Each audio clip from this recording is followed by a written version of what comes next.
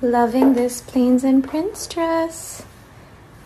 And Prima Donna slip-ons. Love. See you guys on Showtime.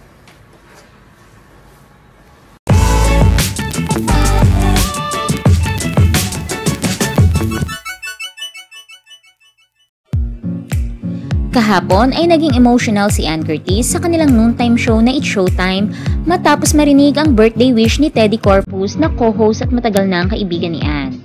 Ang mga host ng pamilya ng It's Showtime ay binati si Teddy at nagdiwang ng kanyang ika-41st birthday.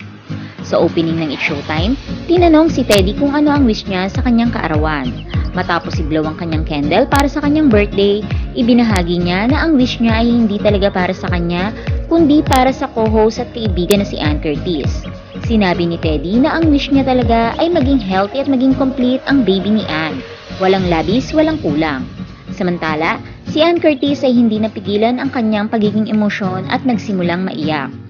Naiyak ako. Happy birthday, Teddy. Thank you for sharing your birthday wish with my baby. God bless you even more. Emotional na sabi ni Ann. Si Ann ay isang first-time expectant mom. Nasa ika-6 na buwan na siya ng kanyang pagbubuntis at 3 buwan na lamang ay ipapanganak niya na ang panganay nila ni Erwan Yuzap. Si Teddy at Ann ay kabilang sa original host ng mahabang panahon na tumatakbong It's Showtime.